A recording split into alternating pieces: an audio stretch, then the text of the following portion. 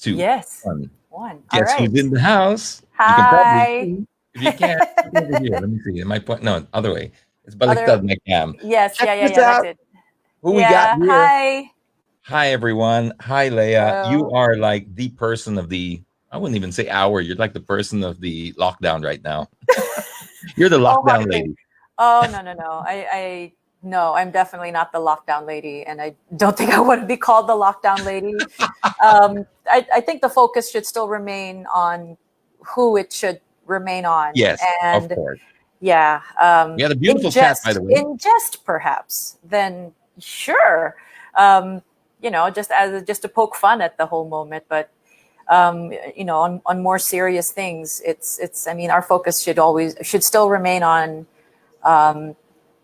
the medical personnel who are still working really hard, frontliners who are in hospitals and whose welfare we're all nervous about. People who are still going to work in the groceries, custodial staff everywhere, just everyone that is part of an essential service. It's like you guys are still making this place run despite this crisis. And I guess what what we did in Bayanihan Musikahan, I think, is just that all of these artists came together at the alarm of national artist Ryan Cayabyab, and I guess because so many people are just love him so much, everybody said yes really, really fast. Amazing the love of It that was man. Oh, amazing. It was an amazing coming together of so many people, and I mean the first online, not the one meeting, but the first like messages that were being sent. I mean, people were asking questions regarding the logistics of this. What songs are we limited to singing? What can we do? What are we? How do we do this? What are the tech specifications? I mean, you have a much more, for example, you've got a far more elaborate it's all setup. fake. You know, Totally fake. This is you all have like props, Leia. all the All colored props. buttons on your right and It's a everything. green screen. All I have right now, I just have my laptop and I have just a phone mic or whatever this is attached to it. But you Um, have a cool shirt, somebody said. oh yes, one of my A friends Baltic gave it Smart to shirt. me, and yeah, I think it's a good symbol because everybody has to come together to make things happen and to make things work. And the only Let's way all we're going vault to in. survive this COVID-19 coronavirus crisis is together, but distance from one another, social, but with social distancing. Exactly. But the cool thing about what the Bayanihan was able to do, I mean, it gave it gave people an avenue to donate to the more vulnerable members of society, those who go from paycheck to paycheck or payday to payday. Not people that don't always have their savings and who are worried that this pandemic could, impact their lives in the most negative of ways. So Bayanihan Musikahan partnered. I can't even remember the name of the group, but Caritas Manila is one of the charities. And the donate button for my stream on Thursday was for PIA, Philippine International Aid, I believe. And I think people just started to hit that donate button on Thursday night. They And smashed it it. They was, didn't hit it. and They freaking they smashed it. smashed, What they was the smashed final it. count? You remember? It was like Uh, 2 million when you, I think, hung up. when I hung up, I think it was over a million, Ah, okay, so like something approaching smart. 1.5, I think. Um, but people have been able to view it again. And at the second viewing, or when people finally caught up to the stream because either they were at work or they weren't able to because of time zone differences or what, they watched it when it was convenient for them, and they donated then. And so now I think we stand at around 2.3 Wow. at the moment. Congratulations. And yeah, it was nuts watching the numbers happen live, watching the numbers go up. It was really exciting to see it happening in real time. And I guess it kind of restored my faith in humanity, that there were people who will and are willing to donate and to give. And I mean, it was completely optional. We didn't strong arm anybody into donating. And obviously, if you can't, and if you need to save your money for your family or for your needs, then absolutely, but people were donating amidst this crisis, and I don't think any of us anticipated that it would get to that number. I think Ryan said I was, 200 grand. He yeah. was What did Ryan expecting say? 200. It 200. was about His 200,000. Yeah, personal I think I was expectation. even expecting maybe 150, 200, something like that. Because I mean, times are hard. So whatever we can get, we can get. We did not expect it to go to 500,000. So once it hit that number, we're like, oh my gosh. And then I think one of my friends was commenting, and she was saying, oh my God, let's see if you guys can hit 1 million. And we did. And now it stands at over 2 point something, 2.2, 2.3, I think. And it's nuts. And we're just thankful to everybody who smashed the donate button like it was nobody's business. It was, yeah, I'm They all still, bolted in, like yeah, bolted in. everybody voted in, and it was incredible. It was an incredible fundraising hour and change. And yeah, so I think, yeah, funds are being continuously raised, and Bayanihan Musikahan is still, there are still artists that are streaming almost every day. And it's also given us a way for us to heal, because those of us in the performing arts, this is our art form. This is what we do. It isn't just our means of livelihood, but it is our means of expression. It's our means of artistic. It's our artistic outlet. It's our means of release. It's our paintbrush and palette. We tell stories, and we color airwaves with the sounds of our voices, or with the way people just incredibly strum their guitars or play the piano. So those of us who perform for a living, to have that taken away from us, it isn't just the income. I mean, for a lot of people, for a lot of freelancers, definitely the income is a huge part of it. But there's also that mental health equilibrium. You are going to go kind of crazy if you don't get to release that, if you don't have that outlet. So I'm thankful that Ryan and Trina decided to do this, because it also gave us, a lot of us, a place to sing for an hour, and to talk, and to express Was it ourselves, weird? and just, Was it yeah. weird doing it without an audience? Is that the first time you've done it? Obviously, Uh, recorded videos don't count, but yeah. have you ever done this in front of a sort of In front weird of, just live? in front of, yeah, in front of my iPhone. It was interesting. But seeing that little number on the corner of the screen, though, makes you aware that you're not really alone, because there's like, it started You're off not with, getting that feedback, right? You're not getting that energy the way you're it's normally different. used to it. It's different. Yeah, it's very different when you're performing in isolation versus in a room with 50, 100, 1,000, 3,000, 10,000 people. I still got nervous beforehand. It Yeah. still made me nervous, because I knew that even though I was alone in my house, Mhm. there ended up being around almost 30,000 people that checked in and watched. And I saw like, oh, there's how many people coming, and oh God, there's like 2,000. Oh my, there's 5,000. Yeah, I And then remember I one looked, stage you're yeah, like, this is a stadium already. it feels like an arena, Yeah, you it said feels like this is like an arena already. that big of an audience, even though it's Facebook Live. It's strange when you don't get that immediate feedback, the immediate audience response, which those who, do live performance frequently, you kind of count on hearing applause and laughter.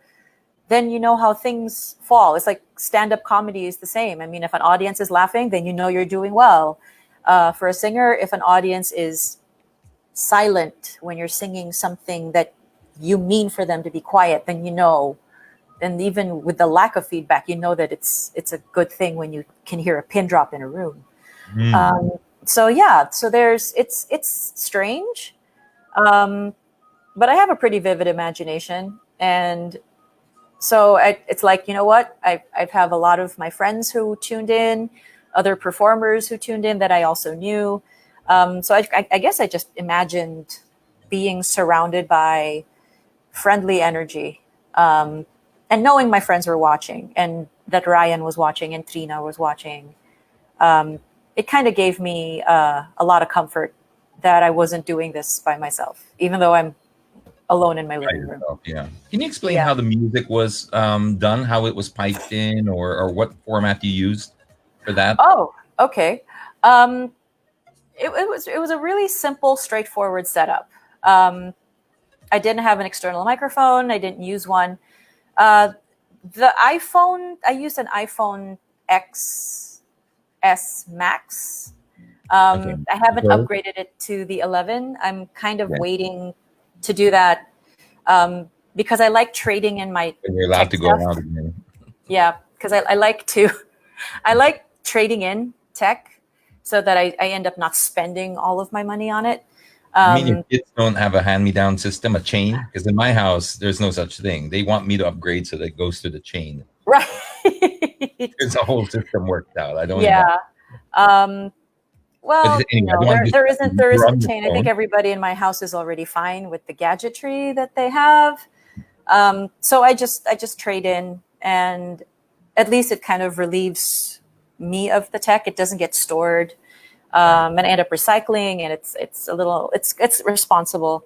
And Apple has a recycling program, but that's a whole other conversation. Right. Um, so Is it the fed to you like microphone on hands this on, thing. or I'm is it sorry. on the music is back where? Where do you keep the music on So your the iPhone? music is it was playing out of my laptop through a Bluetooth speaker that I placed maybe a couple of inches away from the iPhone mic. Are you kidding That's me? it. That's it. And Dude, it's that it's was it's uh that's it's impressive. I that's thought there it. was. I knew it was a simple setup, but not that simple. It's really simple. I'll send you a photo, so that you know just how simple and straightforward it was. Now I really And feel then the that day I have a setup before, here. because I have to do a sound check, the day before I enlisted a few of my friends to help me with checking if my balances were okay. And I think the balances were okay It's enough awesome. given what I had. Um, and if I stood too close, then I might, then it starts to distort the It's sound. another If thing. Yeah. I stood back a little bit, then I could achieve a better balance. Um, but yeah, I think all things considered, it all went really well. And the one thing that the tech guys, the people at the tech support were telling us was that, because I brought up an issue where some of the artist streams had like the audio and the video separating, like there was a marked delay. Um, and I'm like, That's is there what happened? Why does that happen? yeah. And they said if you stream straight through to the iPhone, taking video and audio, then you shouldn't have an issue because everything's happening with one device. Um, but if you use something separate, then there's a chance that there will be separation and delay. So I didn't want to take any chances. And so just use that. And I don't have like a whole big tech setup here at home anyway. I mean, my brother, who's the music producer, he's the one who has the microphones and preamps and Yeah. cables and whatever. I had my phone, I had a Bluetooth speaker that was about a couple of inches away from the iPhone microphone. And then I stood about a couple of feet away. I mounted everything on my piano. I checked my lighting to make sure that it wasn't too harsh, but that it illuminated my face well enough. Um, and then just kind of, you know, went to town with it and started the stream and went live, and that was that. And then just kind of kept people company for an hour, and they kept me company for an hour. It was an interesting experience, and now that I know what goes into it, it's like I can ask then somebody else to do it also and tell them I can give them a list of exactly what it is they need to do after having experienced it, and it's a lot of fun. And I'm thankful that I got to do it. I'm really thankful. Now that I've sung for like an hour on Thursday, I'm like chill and calm, and yeah, it'll be a while before I get all antsy again, and we'll need to do another stream. So You know I'll what be good. I'll amazing be I think good. about this stream? Everything you just said was like, I think what people really appreciated it was how raw it was. So all that you just described, the home setup, the just the iPhone and all that, plus the fact that we saw you go through your natural emotions as it happened, live and Yeah, raw and filtered. And right. I really felt that. I really felt when you broke down a little bit, your voice cracked a bit when you were talking about, you got a little emotional when you Yeah, were really, when you saw the donations piling up. That was very obvious. You didn't have the benefit of a producer telling you in your ear or something, and I thought that was really refreshing. And there's also a lot of other things that I got from that was, excuse me, what you talked about just now, and on the live concert, was the therapy. There's a lot. This is medicine as well. hmm, If you ask doctors out there, I think you might have mentioned the same thing. yeah, It's a form of medicine. We all know that. yes, yeah, So I mean, we all need to chip in. We all need to do our bit, and music's always got that special power. hmm, Um, Even more so than many other mediums, because like I was telling Ryan yesterday on the chat, I said, I don't know of any other medium where you can just hear a tone, some music bars, and it'll yeah, take you back to a whole time and place. hmm, Maybe smell might do the same thing, but nothing does it quite yeah, like music. And you yeah, were able to bring that gift to music to people. But also, what I wanted to talk to you about is what you've done for the whole community, as in the people who are now out of work. You mentioned about your spirituality and how it completes you as an artist, to be able, you have to give back. You don't feel complete. It's part of your, yeah, it's the way you work. But then right. we also have the reality of the people who feel that way, but really Hmm, need to eat too, because they're yeah, gig to gig. And I had just had like a podcast maybe 3 or 4 days before this, before your concert, from musicians who were saying, we don't know what to do because we've never been in a time like this before. hmm, And this was all we know how. And they are paid literally gig to gig. So now I think what you've done there, aside from the fundraising, aside from the multitude of good that we all know you've done, is create this platform for people to reinvent themselves and say, you know what? Maybe there is this platform now for online concerts. You did something, you showed us it's possible, and yeah, maybe this is how they can sort of do it, for not necessarily for charity, but also for their own income. You yeah. pay the way. Yeah, I can't say that I paved the way because mine wasn't the first concert for sure. I mean, there were a lot of other artists that came before me who were the ones that sang already. Bullet Dumas, Jazz Nicolas. I mean, Ryan did a gazillion streams. Martin Rivera, Martin, Juris, Jet Pangan of the Dawn. Um, Quite a lot. And then on the day that I did it, it was one violinist, two classical pianists, two opera singers. Um, and then there was me. So I was on the tail end of a classical music binge, um, and so yeah, so it was. I think all of us feel the same way, that now we have another means, another way of reaching an audience, through these live streaming performances. Martin does his every single day, and I got no it. matter what vocal condition he's in, he does it. And I think it's not just Where does he stream from? Because he streams from his house. I mean, He like what streams platform? Instagram, Facebook? Facebook Live also. Okay, I think he okay. does it. He might do it from his personal page. Yeah, I don't know that he has I an think I artist only page follow though. his Instagram page, so I'll go and check that Yeah, out. Hopefully, yeah. Check his Facebook Live. He's always on there. It's not annoying though, and I think I can understand where he's coming from, because as a friend, I know him to be somebody who's just incredibly energetic, cannot keep still. correct. And I mean that energy is very obvious and apparent when he's on TV in ASAP, or when he's in concert. He's just a firecracker. Um, which also makes him an effective talk show host, because The he's energy is so all cooped there. he's a ball of Yeah, energy. It's yeah, that's if him. he doesn't get it And out, Yeah, so that one needs an outlet. Like every day, that valve has to open, or he'll go nuts.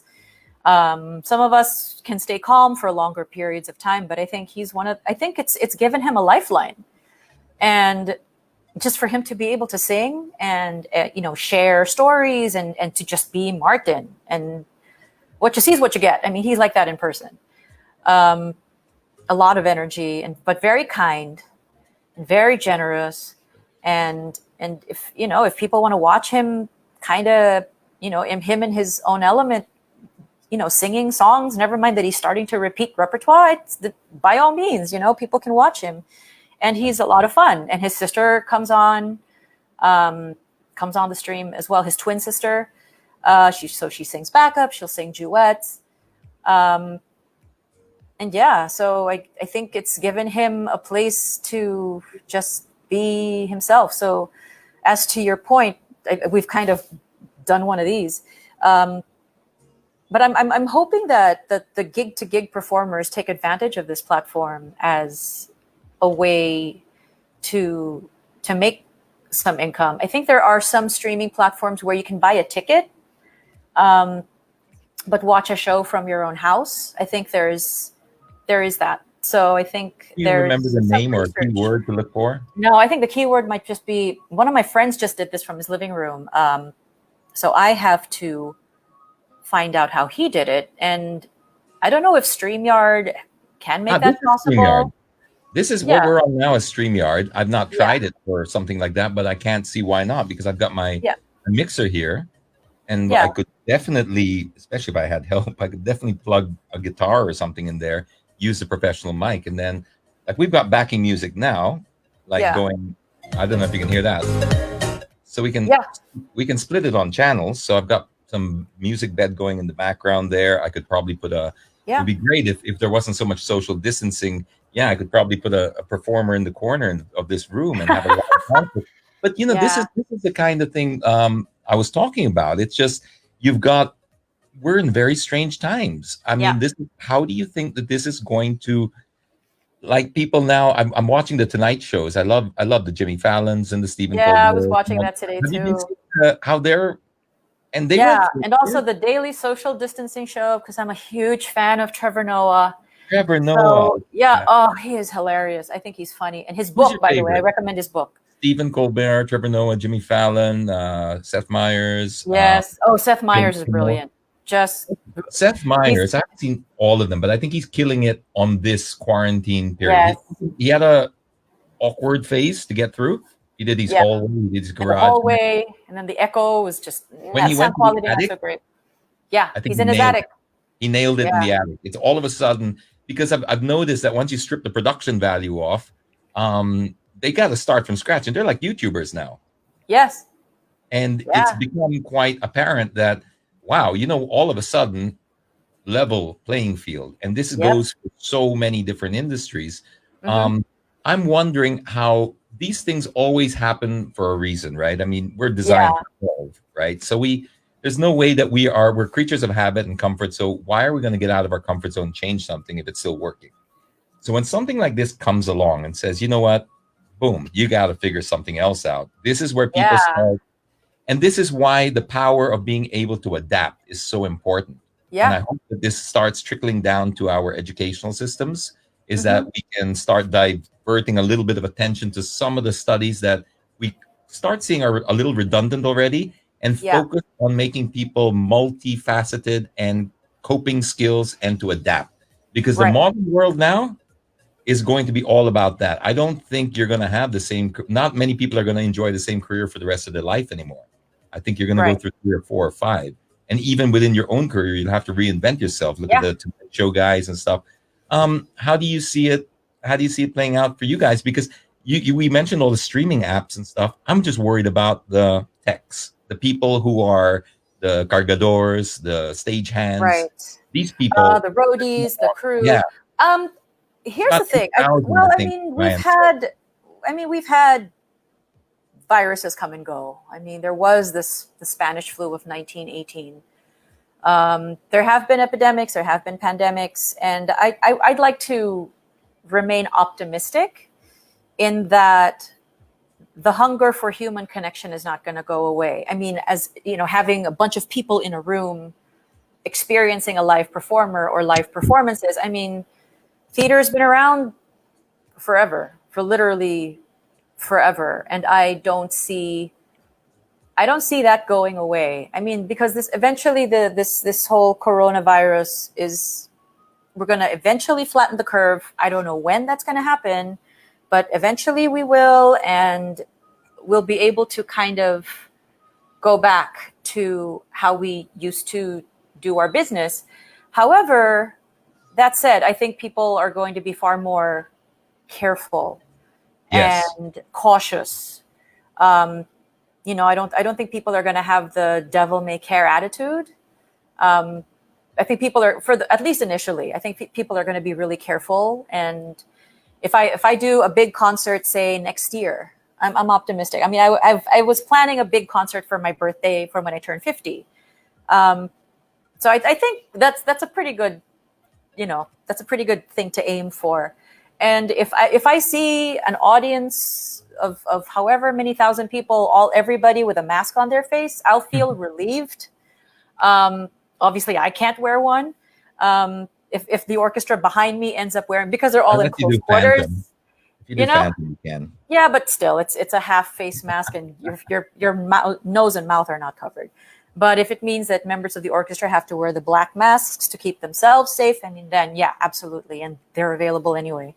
And if it means that everyone has to go through a temp check, if those precautions before you go into a venue have to be followed in the way that they're still being followed now, or in the days immediately before the lockdown, before the quarantine was called, then yeah, absolutely, we have to. I mean, things are going to have to change. I mean, after 9/11, all of a sudden here come the security checks in theaters, you know? Bring that exact same analogy. Exactly. Yeah, exactly. So 9/11 happened, and all of a sudden security in airports changed. And that was in 2001. So it's now 2020, so that it's 19 years, and everyone's been able to adapt and adjust, and you kind of know to be at the airport at a certain time because you know that security is going to take forever. And it's just the new normal, and you adjust and you adapt. And or those of us that remember what it was like. I'm sorry? Like some people say, probably better to say a whole new world. I think he's being funny. Very funny. Yeah, but it will be. I mean, yeah, it's going to be a new normal, but you know, and people are it's going to suck for a little while, but you know what? We have to adapt. We have to adjust to this. If it means that I can't do up close and personal meet and greets and autograph sessions, then that has to be, which normally follow a concert, then it's something that I think everybody will understand has to be done. And it's just, you know, a fact of the business. It doesn't take the job away from the roadies and the techs and everything. I think it means everybody gets to go home a little earlier, which is not a bad thing. Yeah, let's focus on the good things that are going to come from this. The good things that I think will come from this, not necessarily from a music point of view, but traffic. From traffic. If it means that there are more telecommunication meetings, I mean, if things, teleconferences, if a 30 or 40 minute meeting can be handled over Zoom or whatever other, like, you know, teleconferencing app. And they're going to get better. Because there's going to be, the demand is going to grow now. And I think like this technology now, like this is new. What I'm doing right now is totally new. I was doing a car show before this and driving around, and I had to reinvent myself because otherwise I got nothing. Right. So you'll find that people will support this with tech because there will be new opportunities for them. Yeah. But it's also just, I'm looking at some of the positives that I'm thinking we'll gain from this. We've streamlined in a way, right? I mean, I'm not trying to be insensitive or anything. It's just a fact that you can't walk out of this quarantine and going, wow, we can trim a little fat. And I don't mean that in a bad way. I'm looking around at people who don't need to be in offices anymore. Right. Okay, so now we've gone through a dry run where we go, hey, we can actually survive without 50% of our staff being present, not necessarily being employed. We still need you, but being present. So Yeah. automatically we changed the landscape there. So Hmm. if we spend the money, or part, not all, but part of the money that we were eyeing for transport to develop subways, to develop all this network, which is going to cost Yeah. us in the hundreds of billions, and we start spending that money a little bit more towards spreading people out. I think Yeah. maybe this is the message that the crisis is giving us, is that humans were never designed to live within such close proximity and density. Right. Yeah. So we have figured out ways how to do that through high rises and stuff. And yeah, we thought we outsmarted Mother Nature, but she'll always catch No, up. At the end she of the always day, does. not necessarily from a disease point of view, and work with me here because it's a working theory, but I just think that humanity in general, we reach a certain point where after a certain number, conflict starts to happen. We can't Hmm. manage numbers greater than, let's say, we were born in communities and villages. When we start getting into the tens and 15 million cities, you're Yeah. really a statistic in a number, and you do lose humanity. You do lose empathy for people, because you are literally fighting for resources now, and Yeah. you don't You're fighting for have time. space on public Exactly. transportation, and you're Exactly. fighting traffic, and yeah, you kind of lose a little bit of your humanity because it's all about survival at that And point. It's tolerance. not There's about another. empathy. Exactly. Um, you know, Sometimes so we force people. It's beautiful in songs and movies and stuff like that, where we're all one big one, all holding hands and singing yeah. kumbaya, and that's great. But in reality, we all have either different religions, different factions, different beliefs, and this Hmm. is where the world has been going through a lot of turmoil. Is we are different, but then globalization's forces all to no, you must all think one way and be one way. Yeah, I mean, to homogenize a society, though, it kind of takes away the variety and the color and the beauty of It it all. I does. mean, yeah. But if you So compete with, you put it in the CBD where you need to earn, you might have that guy that wants to live that life on a farm, but now he's got to eat, or he's got to. So you yeah, spread that opportunity out, and you go, you know what? I think there's now, with telecommunication and teleconferencing, we can push people out and develop yeah, platforms for them to spread out, make their own communities. They're easier to manage. yeah, You want to live in a community where it's primarily a certain type of yeah, where it's more rural rather than urban. yeah, but you're not I mean, when I disconnected. moved, when I moved to New York City, which is as urban as it's gonna get, on the earth, it's like when I stepped onto the pavement, it's like, I'm home. And for somebody else, if they step on a farm, they're gonna have that same feeling. Yeah. So yeah, but I guess it's about being able to choose your environment, or what your ideal environment is, given Yeah, what your that's the gut point. feel is. Yes. And not everybody is meant to live in an urban setting. There are people who are seemingly like born for it, who thrive on the energy coming from a pulsing city, and there are those for whom it's just too much noise, and it's just impossible to cope, and then so they move away, and their mental health is then improved as a result. So yeah, so at least to have that choice, to be able to choose.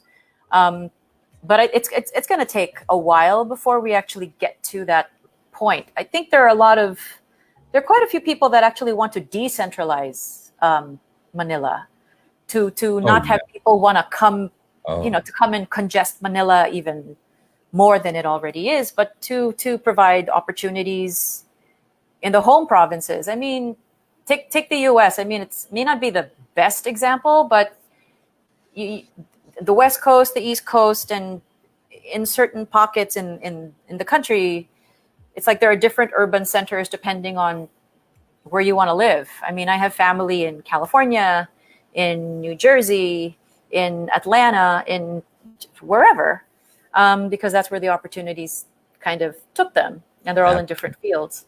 Um, which doesn't seem to be the case here. It seems No. like everybody needs to go to Manila in order to make a living. And I dream of a day where that doesn't have to be the case, where you can be in Iloilo or in Cebu or in the tiny island that you live in, Have be able to access. get be able to get your education, Yes. and not have that opportunity kept from you. Um, Still be able to live in the community you want to live in, and be able to serve your community in the way you feel is best, as according to your education and your skills and your abilities, and be happy. I mean, Gerard, my brother Gerard, who you know also, We were classmates. who your brothers actually know. No, but I was the Gerard classmate. He's 72, right? Gerard is 73. 73. So he was probably In Obi Montessori. Obi Montessori. Like 2 years, I think, or a year and a half. We were. Yeah. So I was never in your. You were in my brother's batch. Yeah. So and I know he was higher yata pa than me. I think he was in another batch because we were never classmates. But I remember seeing the Deacon boys in school. But Gerard recently did a recording with Cecil Licad in Denmark with a Grammy-winning producer and with an orchestra, and I forget the name, but it was an orchestra in Denmark. And one thing that he noticed was how happy people were. That people were content, and that it wasn't. I mean, there is some socialism with regards to healthcare, and nobody ever had to worry about if they got sick, where is the money going to come from to pay the hospital bill. It was not even on their radar to think about that. It was, he said rehearsal rooms in the place were always open. Musicians were just happy. The work to life ratio is balanced. Like everybody lives a balanced, happy life. I think Denmark is like number 2 on the list of world's happiest countries. There's actually a list, and Denmark is at the top of it. I think when Canada legalized weed, I think they jumped. I think. Well, yes. Weed'll make people happy. But yes, we have.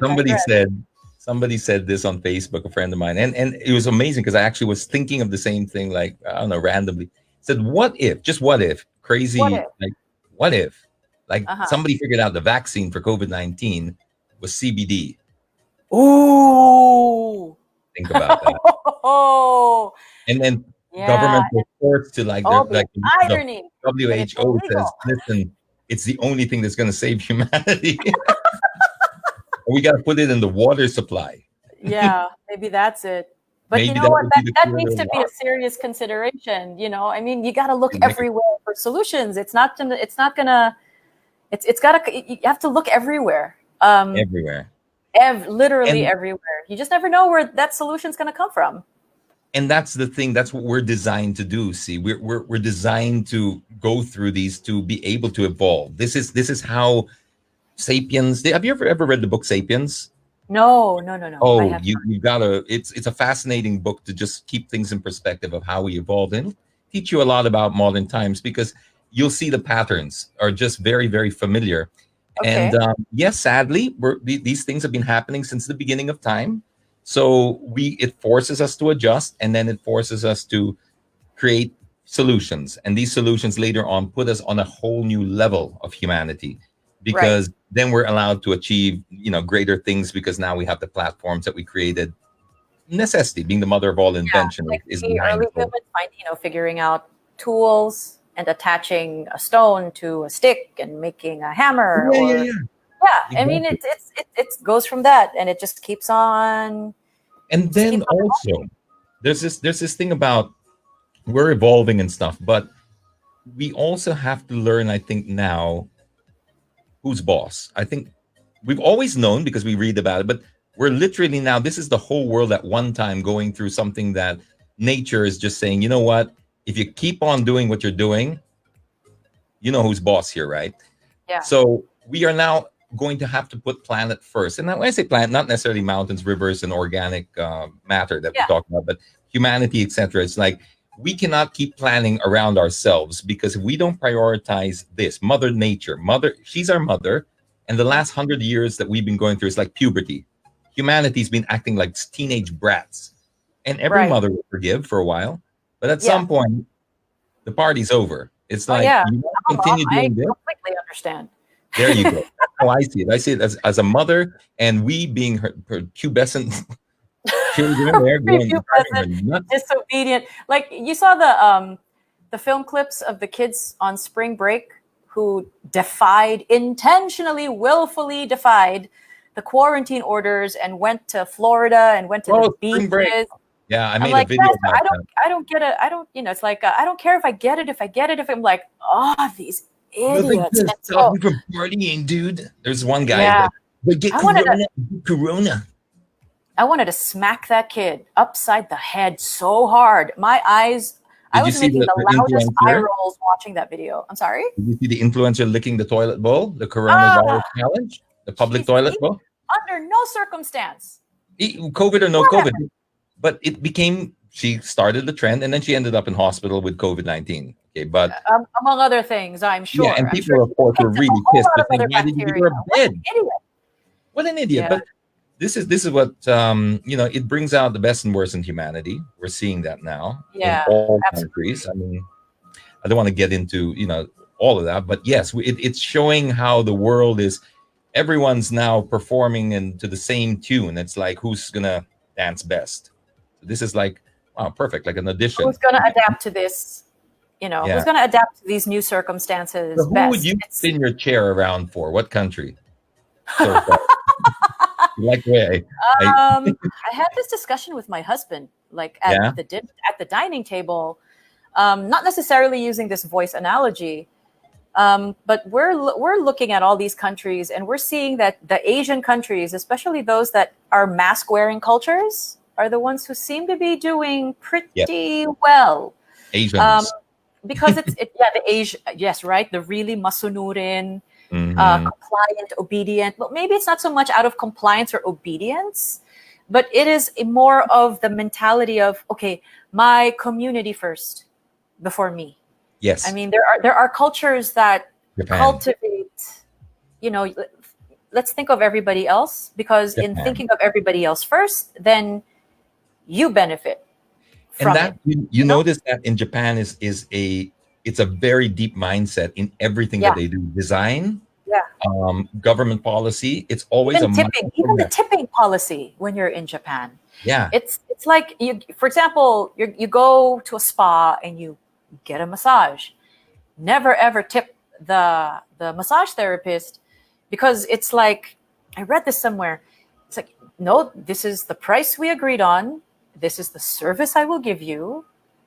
That's it. This is what has been agreed on. Thank you very much.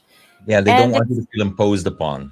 Yeah, and it's like, oh, this is considerate. That you're not gonna filch me for more money for a job well done. It's like, this was my job. This was the agreed upon price, and that's it. Even Japanese restaurants in New York City kind of use this policy, because, and they explained it on the receipt. This one restaurant I went to with a friend. We provide our employees with health care and with benefits, so you do not need to tip them because we're taking care of them. I'm like, what? Crazy, huh? Last I think it was last November, and when I was in Tokyo, I was being hosted by the government. So I had this government liaison, I guess, and anyway, I had free time at night, so they would sort of drop me off after 6 o'clock, etc. And it was raining one night, so they lent me an umbrella. And me being the forgetful Tito, I left the umbrella right in Shinjuku Station, which is, I forget what they told me, what the daily passengers there. I think it's 3.5 a day, 3.5 million. Okay. Anyway, it's the world's busiest train station, as most of you know. And so the next day, I told my, lack of a better term, handler. I said, "I'm really sorry, Achiko-san. I misplayed. I lost the umbrella, but I'm happy to buy the umbrella again because it's my fault." She's like, "Where did you leave it?" And I said, "Yeah, in the train station, but I'm happy to pay for it." She said, "No, we need to find that umbrella. It's a black umbrella in Tokyo." And she said, "Yes, but we need to find it. Can you trace your steps?" I couldn't for the life of me work it out, but for them, it was like, no, it's the principle. And the next day they found the black umbrella. Yep. It was returned. Traced my steps and found it in a restaurant, and it was returned like 2 days later. It was amazing. But yes, you're right. That it's a cultural mindset. Yeah, has helped them immensely. Yeah, we'll see though, because I mean, Tokyo is one of those cities that's also densely populated. So I'm hoping that the culture of mask wearing and social distancing, even in how they say hello to one another. So I'm hoping that it helps. And if there are lessons to be learned from there, we should seriously look at it. Taiwan is the other one. So Taiwan, I'd probably turn my chair for that, because also they learned their lessons from the SARS outbreak.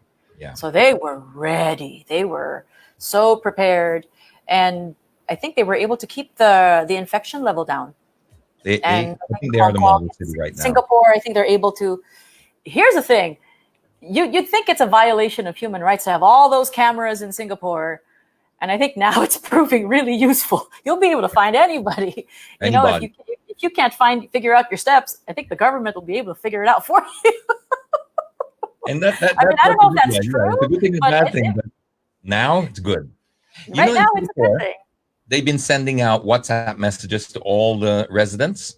Yeah. So the government has, I don't know where they get this database. You know, I don't know how that's done, but WhatsApp, I've been getting it from friends who live there, and they itemize everything because they're going into a lockdown on Tuesday or Monday. Oh, where's this? Singapore. Singapore. Okay. It's going to be enacted, I think, Monday or Tuesday, but they don't call it a lockdown. They call it a circuit breaker. Interesting. Nice, no? By any other name, a circuit breaker, and they allow essentials, and one of the essentials is a hairdresser. God bless that place. They understand me. So I'm turning my chair for them. No. Hairdressers are considered essential, apparently. Theme parks, of course, I think bars, but it's nowhere near like the lockdown we have. But because they have it under control, what worries me is when we're going blind with a lot of things, is we have no idea where we are in the curve, and that part worries me. Yeah, but I try to look at the numbers every day to see if and I think I subscribe to a couple of these message boards on Viber and Telegram that give you the graphics, that give you the charts. And there was one chart today that I was looking at. It was tracing the number of infections daily, and I think now that the DOH might have more tests available. Yeah, as in the hundreds of thousands now. Rapid, yeah. I think we're going to be seeing a spike in the numbers only because, and not to alarm anybody, I think we're going to see a spike because more people are going to get tested and they're going to find out that they're positive. So I think we should just kind of hang tight and be patient and not react immediately and think, oh my God, there's more infections. This thing's not working. It's like, no, it is. It's just that not everybody's been tested yet. So we just have to be patient, and we have to just keep hunkering down and keep doing what we're doing. It's going to help a lot of people. It is. Okay, I don't want to take up too much of your time because I was only going to do like 10 minutes to you, and you're being so generous with your we time. Ended up talking for almost an hour. Almost an hour. And, you know, some people say about me, I can talk underwater. So I'm always mindful of that with my guests. But before you go, would you be able to read a few messages out? Because I know this means a lot to a lot of people. Sure, absolutely. I've got, this message now is from one of my friends. So. Oh, sorry. Wait, sorry, can you? Sorry, Reg. I'll read that later. Anyway, I just read it. Loving it so much. You guys are awesome. Thanks, Eileen. Juan David, such a good talk show. Celebrities tackling things that matter. You'll be surprised that there are a lot of intelligent celebrities, you know? And I mean, we entertain, and it doesn't seem like something that requires a lot of intelligence, but it does. To do theater, it requires comedy. It requires comedy. Thinking. It requires timing, and you need to be a thinker in order to do what I do. Memorize your line. Just the memorization alone requires a lot of brain you dump power. that afterwards? How do you deal with that? Some of the stuff doesn't go away. Yeah, some of the stuff that I just did Sweeney Todd. That was the last musical I did. It's still in there. It's still stuck in there, and I think it's just Sondheim being. Sondheim. I love your British accent. There was. Oh, thank you. By far the most authentic. I worked so hard on it. I worked so hard. It was brilliant. All right. You see, I can't even do it, and I'm part British. You're part British, and you can't even do it. I'm not even do it the way you did it. No, I had a Cockney. Actually, one of the actors in the show, who's British, Dean Rosen, who is also a musical director. He's also a film director. He's an actor. His father is is a film director also who did Kezin's Game. And so Dean was the dialect coach. And so he has to analyze the entire script and read everybody's lines and be able to analyze. So this is where the brain power comes in. He has to analyze just from how the lines are written what the accent is going to be. I mean, there's a lot of information anyway with regards to what these people are, because accents within the British accent, right? Yeah, there's Cockney, there's more, there's many. There's a more proper one, and like Sweeney has to be kind of, because he's more middle class. Yeah, which side of the track was he born on? Which side of the so he might be a little more proper, even in the sentence construction in the script. And Lovett is just flat out. Yeah, your character no class whatsoever. Yeah, super. So that's basically what she is. She's from the wrong side of the tracks, and she's written that way. She's even in the singing, even in how the stuff is constructed for her. So it's so intelligently done, but it takes intelligence to kind of deconstruct everything and put it all back together. So it takes a lot of smart people to do theater. A smart director, it takes smart actors. Yeah. So that's it's not just your instincts. That was a very dark one. I mean, I'm glad it's dark, but it was so much fun. It was the most fun. But I'm glad that I watched or read all your updates and warnings, and be prepared before you. And so I researched a bit, because if I just thought, oh, this is like a movie, and because Johnny Depp. No. Yeah, there was no way to prepare for the live show, any production of the live show, by watching the film, because that is its own creation. And I think Stephen Sondheim was very happy that it was its own, where things are going to be differently executed. And it's even the conceptualization is going to be different. And film tends to be a much more literal medium. You can take a little bit more license when doing live theater, because the audience is going to be, for the most part, willing to take that leap of faith with you. And this whole suspension of disbelief, it's much easier. It's controlled, right? It's controlled. I think that's very important. And this is why a very important part of live shows, and I know you're an advocate of this, about your cell phones and stuff. You're not allowed to bring. One of them is the distractions and all that. But there's also that thing about, especially comedy, when they take a video and it's pulled out of context, because you've said that in a time and place, and that time and place can never be duplicated again. So when you remove it and then you place it in a different environment and a different demographic, and you've lost all the other factors, wow, that message can get so distorted, and you end up like Kevin Hart, who I love, by the way. He's so funny. Fair. So I didn't think it was fair of him to get slammed and not be able to host the office. People get slammed. It is what it is. People will have opinions or whatever. And when I go crazy about the cell phones, I'm a little more lenient when I do concerts, because I do understand that you kind of want to capture the moment. And kind of, keep it in your pocket as a souvenir. And I get it. I do understand. And I have gone back on YouTube to see footage of the concerts that I've done, and I end up using it to check what the sound sounded like. And some of these cell phones are incredible now in capturing it. So I'm like, oh, the sound balance was great. And because even on a cell phone capturing what it sounded like in the room, it's great. It's a good way to gauge all of that. So it's a good work thing.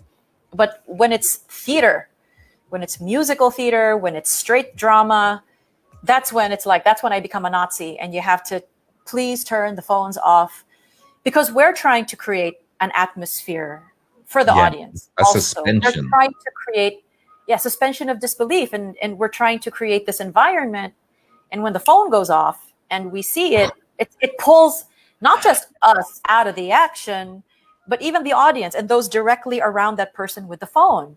And I think there have been times when, the phones will not go off during Sweeney. So I'm like, it's one of those good days. I'm not going to be angry today. And then I look out into the audience and somebody's on their phone, and I can see the glow of the light in their faces. I'm like, what the frick? It's like, really? You paid for that ticket and you're on Facebook? It's like, man, that was the most expensive Facebook surfing session ever. It's like, you paid for the ticket, watch the show. I mean, if you don't want to watch the show anymore, then at least be Yeah. courteous to the people around you. Yeah. So it all comes down to respect. And and letting go of the entitlement of, I paid for my ticket, I can then therefore do whatever the heck I want. It doesn't work that way. It only makes you look like an entitled a-hole. Yeah. To everybody around you and to the actors on stage, who by this time would be glaring at that person with the phone glow in their faces. Yeah, so it comes down to respect. It comes down to respect for the actors who are on stage working really, really hard. It comes to respecting the people beside you who want to be immersed in this environment that we're trying to create. That's it. That's really it. And there should not be this feeling of entitlement when you pay for your ticket, however much it costs. Yeah. And it's just it's just like, just because you have the expensive cell phone, you have to use it in the middle of a show. Yeah. It's like, and you may have paid for the ticket, but so did, like you said, every other person around you paid for their ticket. And, so it's just respect. Like, respect the people around you. That's all it is. That's all we ask for. It's not just for us. So yeah. Well, it looks like a lot of people have enjoyed the conversation. So, I mean, it's a break from the norm. People are saying, well, you can probably read some of these. And yeah, absolutely. You can just keep scrolling them. Yeah. I mean, I'm trying to avoid the ones where they say duet because, no, we're not going to do that. No, because you had a beautiful concert and we want to leave it like that. See? We want to just stop it right there because there's not going to be any duets here. But if you do it for charity, you never know who might just want to pay to hear you sing. You never know. If it's for charity and there comes a big disclaimer and a vaccine after, I'll happily sing. But I don't think they've developed one for mine. I did once with Brian Cayabyab, and I think he blocked it out of his memory. I think he was successfully able to. I think it's a survival coping mechanism. I thought, as a musical person, you just undo that. It is what it is. It is what it is. But maybe keep doing what you do well. That's it. Well, that's the thing, is you got to reinvent. So it's about now using this as an opportunity. And when the internet came in, people said magazines and everything's going to die. But then you got a lot of people who shifted over. And I was one of those people who went from print. I went from print to the internet. And actually, one of my best friends is doing that now. She's editor-in-chief of quite a few magazines online. She got her master's in journalism, and she was an on-air reporter, and now she's an editor-in-chief, and sometimes I proofread for her free of charge, and it's like, and then I have to text her like, I found a typo in this article, and then she'll have to go and fix it. Are you a grammar Nazi? I tend to be I hate it when I make typos, whether it's in a text message or a Facebook status. If I make a mistake on a Twitter posting, I will delete it and I will start over, because I can't stand it when I have, like, the internet's forever. I can't stand, looking at something that I constructed and, oops, there's a word that's wrong. So I have to go in and fix it. I'm just one of those people. I just can't. I can't. So yeah, it's all about reinventing yourself, because now we've been shifted into this new world that we live in. All puns intended with that. And we've now it's just about making the most of it. When movies came in, I think everyone thought theater was going to die. They were going to say, what's the point of having theater when you have this big screen and you can watch this, whatever? But it just forced it into a niche, and it became it became an event rather than it replaced movies. But now you dressed up for a theater. In the same way that when fast food started and buffets started to be the norm and all that, it didn't kill the fine dining restaurants. It put them in a niche, in their own place, right?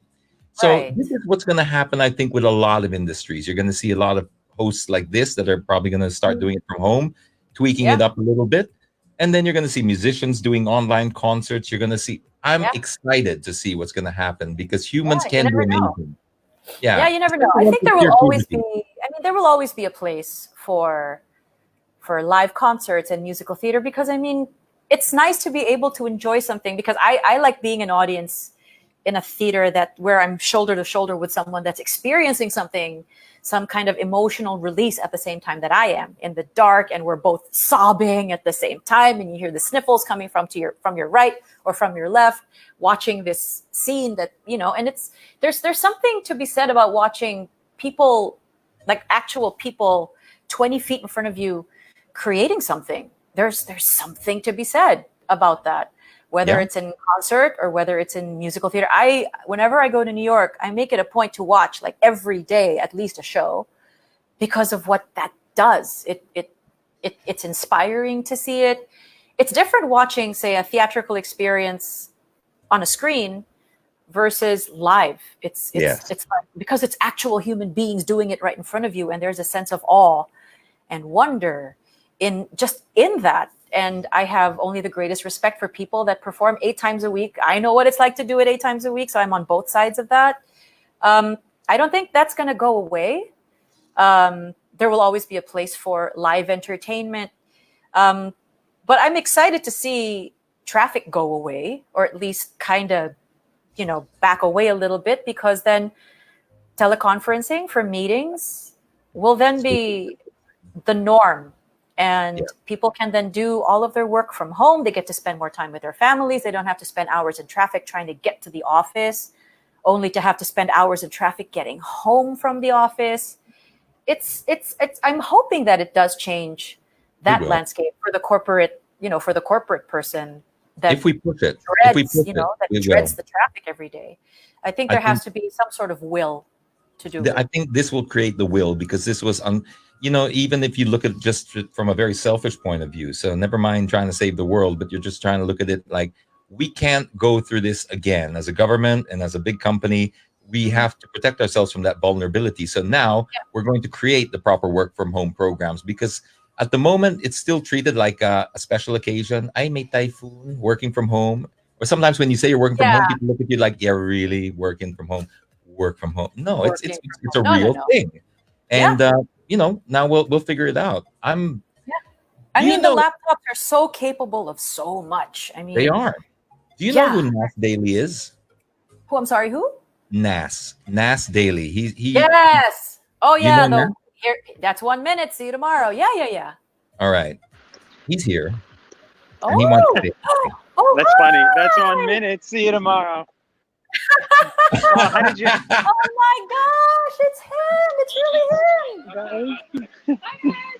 Hi. How are you guys? That. Wow, man, we're very good. We've been talking for an hour. I didn't have any warning that I'm supposed to be in the call. How are you guys? Nice to meet you. Nice to meet you. Oh, your videos are so fantastic. Thank you so much. Who do I have the pleasure of speaking to? Oh, you don't know because you're not watching. He's not seeing it. He doesn't see what's going on. Oh, this is awesome. We can play a lot of games with him. That's funny. Play games. You have the pleasure of talking to Lea Salonga. She is nice to meet you. Nice to meet you. And she is also one of. I could read out her resume, but we don't have time. We only have an hour. But we've had a great conversation, and Lea is, like I said, the national icon for music here, and we've been talking a lot about how that's going to change, how that landscape of music. That explains the conversation. Yeah. And you, Nas, are in a very unique position. Maybe I don't know if it's unique because you do work on the internet, but you got to be outside the film. How are you coping with this? Because you're going to be locked down starting Monday or Tuesday? Tuesday, Singapore. Let me show you. Singapore. La. That's Aline. Singapore La. Oh, hello. Hi, Aline. My girlfriend. Hi, Aline. Singapore just announced it yesterday. Unfortunately, the workplace has to be stopped, and now all the videos that I had scheduled, it essentially cannot be shooting anymore as much. Yeah, it's interesting. I don't know. I hate it. If you ask me the truth, I fucking hate it. I want to be outside. I thrive in making videos with a lot of people, meetups. That's what makes videos great. Now you cannot do any of that. So I don't want to make videos from my living room. My living room is not exciting. The world, traveling the world is exciting. So I'm a little bit worried. Yeah. But it'll resolve itself. I'll give it 2 years. Do you know how long this lockdown is supposed to last once Tuesday hits? 1 month. 1 month. Yeah. It's nothing like Yeah. our That'll be fine. lockdown. No, It's a I don't What's your think lockdown? Well, ours is pretty much almost everything except groceries, essential drugstore. services, yeah. Well, essential Right. in Singapore is hairdresser, right? So we covered that. I I saw your memo just from the went to one government. actually.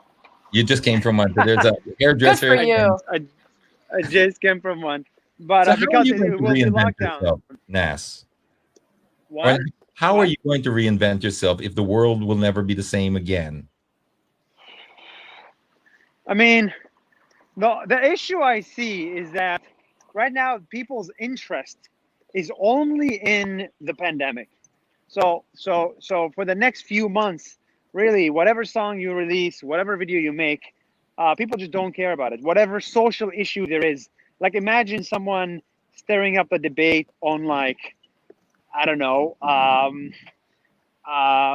whether or not bathrooms should be gender neutral, for example. Like all of these debates kind of took the sidelines. Or imagine someone complaining about plastic straws. Like people don't care about that stuff anymore. So that's kind of frustrating because all the issues we used to care about now we don't because they're not as important as the pandemic. Therefore, in terms of videos, all the videos I used to make about different topics don't matter anymore because it's not as important. So especially on Facebook where we care a lot about social issues, now there is one social issue, which is, the pandemic. So how will this reinvent us? God knows. I'm taking it day by day, to be honest, but we just started a mini series with Facebook called, mini COVID-19 series, essentially showcasing some of the positivity inside the pandemic. People that are doing cool stuff around the pandemic, people that are helping, people that are healing. That has been sort of what I'm trying to pivot Nas Daily as for the short term. For the long term, I had an academy, an offline academy where we teach people how to make videos, and we're now shifting it. We're shifting it online essentially. So that may help us a little bit, but I think it'll help us in the end because when people spend more time online, they watch more videos, they see more Nas Daily. So overall, it'll be a net positive for us. It's a win-win for you. Honesty. This guy's one of the most brutally honest people I've ever interviewed, Lea. We had our first podcast was. Do you remember what month it was? Oh God! Oh, I don't know. He was another one. Last year, right? Like 10 minutes, lang Nas, 10 minutes. He was another one. Just like Leo, sitting here an hour and 7 minutes. I'm here like an hour. She's looking at her It watch. was gonna be, yeah. I've been sitting here talking for like the last hour. No, the conversation's just been incredible. The nice thing about all of these videos of yours, Nas, that have been archived is that because stuff that's on the news is just so heavy and it's just so heavy. And then the stuff that you post, it's optimistic and a lot of it is so hopeful. I mean, it's not, there's no fairy tales in it. Obviously, everything's very realistic and you're showing things as they are, but there's something so hopeful in what you show. So I think with all of that stuff that's archived, I think people are going to turn to those tiny little snippets of 1 minute videos and like, hey, you know what, this is a great mindset to have, that let's point out what's so great about this country, or what this country is doing right, or what this other country is doing right. And, like no one country has all of the answers to all of the problems in the world. Yes. And that you travel everywhere and show what each place is doing great. It's like, oh my gosh, this is incredible. So thank you for the videos that you've made. I think it's gonna take a lot of people's. It's not gonna be a distraction necessarily, but it's gonna be like a little ray of sunshine in a lot of people's otherwise downtrodden, heavy, emotional days. So thank you. You know what Appreciate that. I'll just Yeah. interrupt before you say anything nasty. I just want to say what's more impressive than your videos and all that is that you just walk through an elevator, a shopping mall, whatever, and you don't get cut off. In the Philippines, we find this No, that's not going to happen. feature. That This would is why I not live in happen. I was Singapore, just my in friend. Singapore. I just did a show in Singapore, and all of us that were in the show were all like, "Oh my god, my internet is amazing everywhere I go." It's like, yeah, it's like you can That connect is from one funny. Wi-Fi place to another one. Hijack It's you. nuts. It's crazy. Sorry, Nas. Can you I was answer? very Yeah, I surprised, want actually. to sidetrack you. I thought it may cut down a little bit. Actually, I was very surprised too. Can you see me well? Like, am I? Yeah, blurry, or can you see me well? it's a little You're jittery, choppy, but yeah. Can you see us? Can you Yes, see us? yes. Okay. Now 'Cause he I'll be can. Yeah, I putting see myself a comments. little bit jittery. Okay. Actually, let me see if the internet. Yeah, internet connect. Okay. No, I agree with you. First of all, thank you for your kind words. The way I think about it, really, like in plain terms, like media focuses a lot. Like if there's one murder in the Philippines, like that's what the attention goes on, the gruesome, on the drama, on the negative. And so I kind of wanted to. Essentially, it's negative propaganda, and I wanted to create a separate form of propaganda. Nas Daily is a form of propaganda at the end of the Yeah. day that's more positive. And so I think when you read the news, like you understand, like look at the Philippines, right? You read the news, you'll see all the bad things that are happening in the Philippines. right. Watch Nas Daily, you'll see all the good that are happening in the Philippines. And then Yeah. you kind of, the truth is the average. That's the truth. The middle. So Nas Yeah. Daily is not the truth. And then it's the middle of those two things. Yeah. I think what's refreshing about yours, Nas, is that it's not necessarily. I don't mind you calling it propaganda. That makes sense, but it's agenda. I think agenda plays the biggest Yes, role. agenda. And so That's true. That is true. yeah, yours seems well. If there's an agenda with you, it's to promote humanity, promote kindness, promote something different.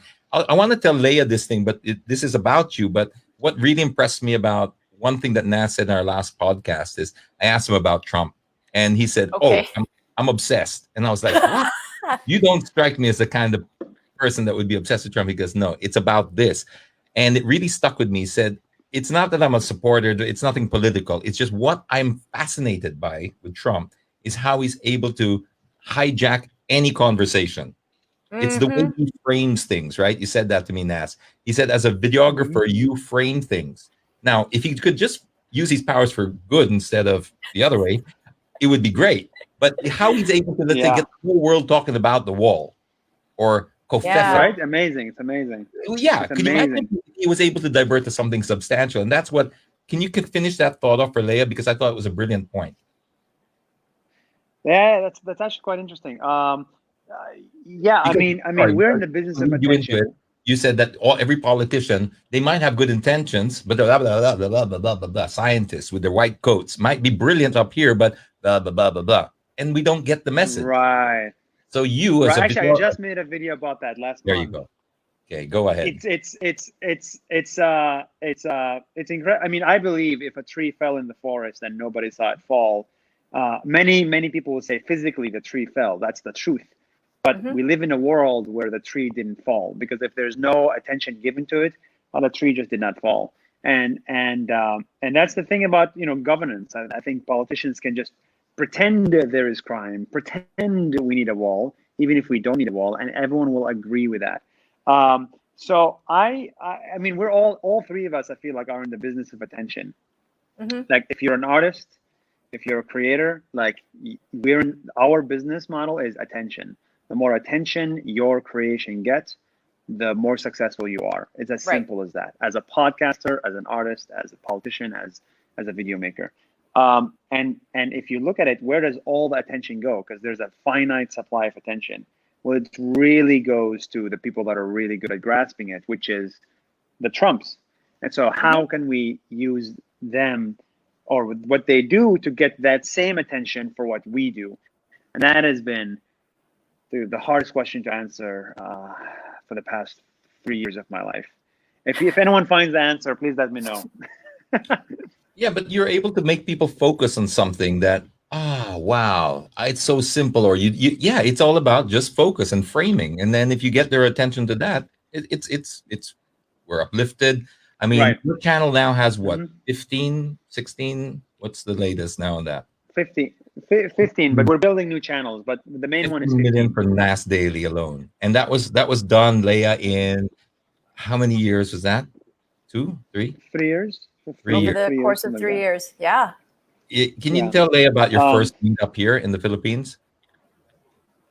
Actually, my first meetup ever was in the Philippines. I mean, I Oh. think it's my first ever time meeting with people face to face was in the Philippines. I mean, because I'm sure you're aware, right? Filipinos are very engaged on Facebook, and so Yep. Oh yeah. Really? I would look at my inbox, and it's like every other messages come to the Philippines, and I was like, what the hell is the Philippines? I didn't know. Mhm. And then I came to the Philippines, and then I had my first meetup there, and it was incredible. But now I have an issue. To be brutally honest, now I have another issue, is that I'm becoming too Filipino, and my intention is never to make content for one country, right? Right. It's the idea is to make content for every country, but the Filipinos like Nas Daily so much that it's like the number one in all metrics, in engagements, in comments, in shares, in likes. I'm like, I like it, but where are the people in Libya? Where is the Right. Swedes? Where are the Mexicans? Why are they not watching?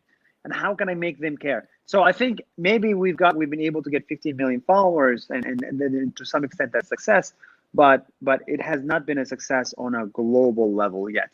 Right. Like it is not the world's attention. We make videos, people consume them. At some point, they forget about them, and then you make another video. So really, we haven't succeeded yet. You That's know an what we're interesting having a big perspective. problem Yeah. here with now? With everyone, people getting, there's a big problem with giving directions now because everyone's wearing masks. They don't know how to point here in the Philippines. You are terrible. Oh my gosh. Sorry, it was just we were talking about Filipino habits and Filipino things. That's one. Oh goodness. See, I just wanted to see Is how it because you point with your mouth? No, because Yeah, every Filipino can. we Yeah, we point with our do. lips. Yeah. It was a Yep. test to see how Filipino you are, Nas. By the way, Leia, I picked up on that. Yeah. I just want to be a courteous host and say that anytime that you have to, because I mean, look, we love having you here, and I just Aw. want you to feel like you're gonna get Stockholm syndrome or anything like No. that. On the Yeah, but so I do have to join the rest of my family for dinner. exactly. So I'm So anytime you want, if it's now or it's later, it's fine. Yeah. You can buzz out. I'm actually gonna make my exit now. So it was so nice to meet you, Nas. Good. Maybe Yeah, once nice to after meet all of you. this social distancing is over, I'll get to meet you in person. I'd love to invite you to a concert and get to Yeah, see I'd you love to. perform. I That would would be love to. fantastic. I'll be back in I Singapore. would love to do that. Yeah, I was actually scheduled to come to Singapore last month to perform at the Esplanade, but well, clearly that didn't happen. But I think we're Really? rescheduling for Yeah. October. So yeah, I would love to. I'll hook you hopefully guys be able up to I'm meet you there. when I meet I'm you. 100% there. Yeah. I'll hook you Excellent. guys up because if you Let's do do go, it. it's great. I would love you guys to meet, and trust me, you Yeah, guys. it would be our absolute pleasure to have you. All right. Thanks, That Leia. would be an honor. Thank you so Okay. much. Thanks, Great to James. meet you. Bye. Say bye to Leia, guys. Bye, everybody. How awesome was that? That was, man. You just witnessed royalty here in the Philippines, Nas. Hello? Can you Hello? hear me now? Yes, can you hear me? Yeah, I can hear you.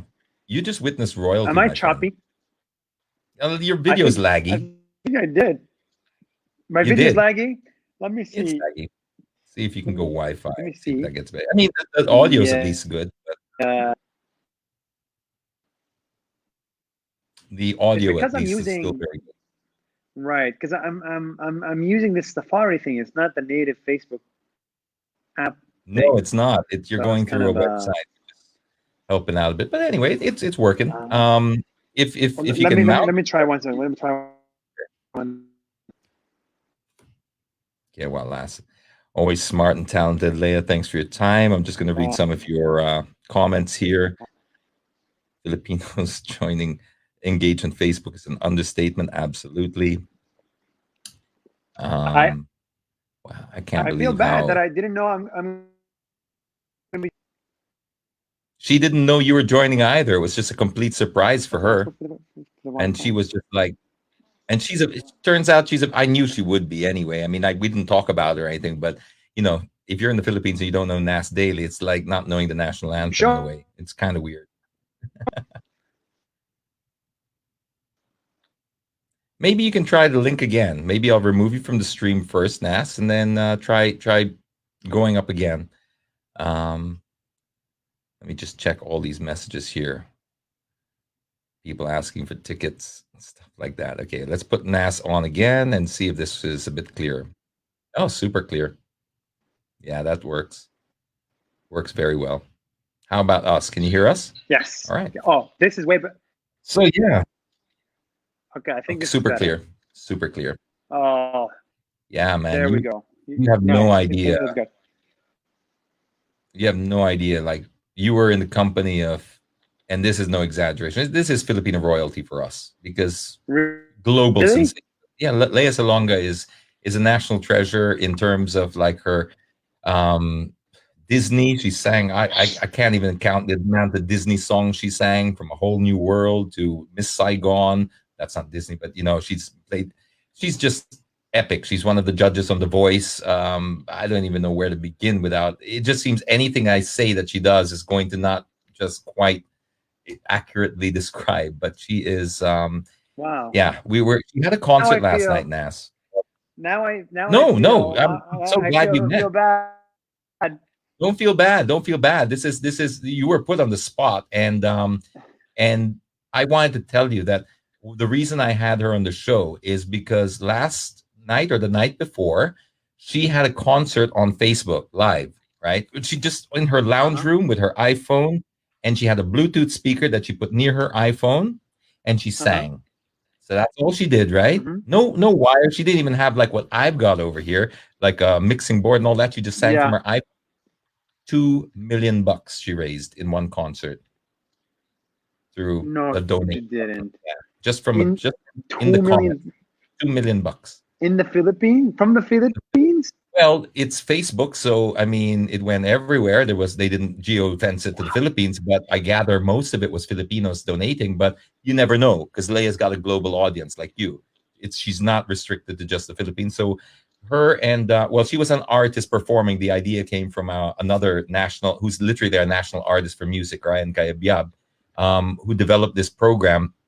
While people are figuring out what to do, people are scared, Nas. People are worried about the future, not necessarily the virus, but the economic shutdown. What's going to happen? How is the world going to change? How do you see it changing?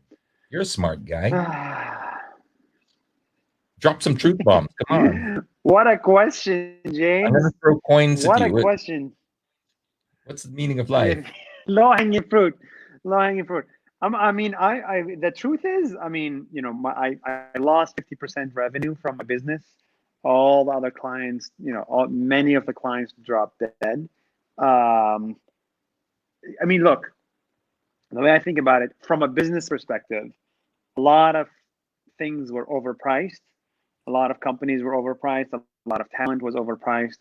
And now it's time. Like, I think this correction was 10 years in the making. It just happened to come from a health perspective, but it's like 10 years in the making. We're just waiting for the dip. And this dip obviously is crazy. But I think it was due to happen anyway. And probably will last 2 years. I mean, I think Buffett said something that was genius. Like, be fearful when others are greedy when others are fearful. And so now everyone is fearful. So it is time to be greedy.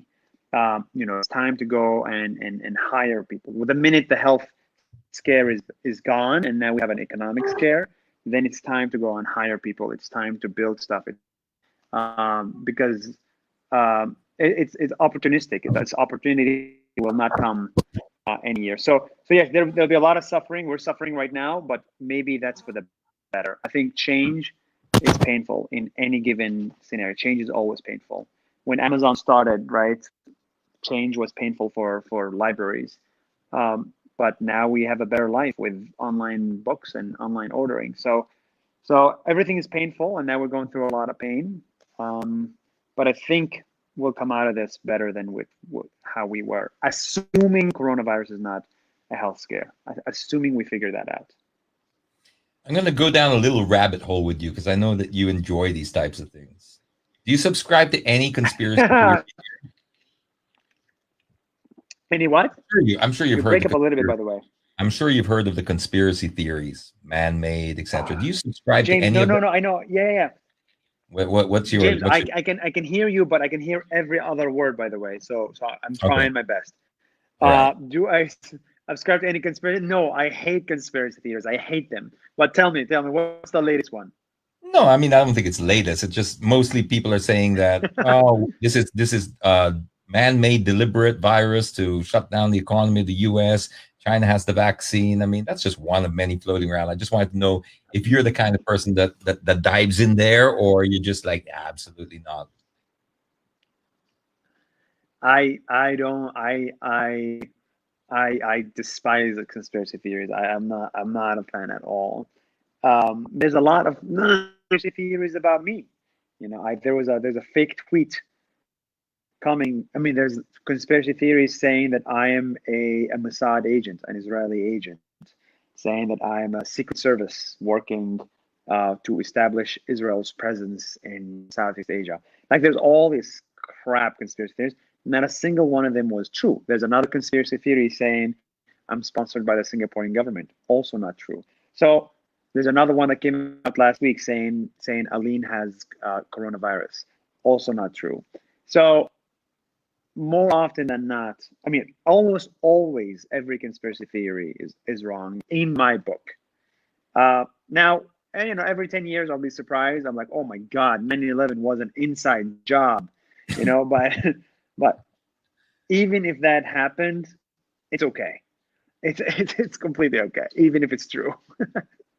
Yeah. Okay. Well, that's good to know because you're a very level-headed guy. So if you start diving down that rabbit hole, I'd probably just walk out this balcony right now and I don't know, jump into the pool. But I'm on the You'll third see a lot floor. of videos about it. Yeah. So how's the James, mood how are you over there? holding up? Let me ask you this: How are you? How am I holding up? Let me ask you one question. How are you holding up? I'm good. It's a chance for me to do a lot of.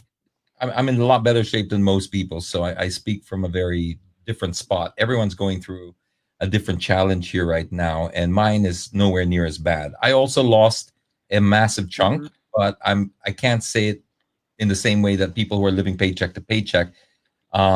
Live work, of course, has dried up 100%. That was a big chunk of what I do. Social media stuff, like nobody's advertising, so that's dried up.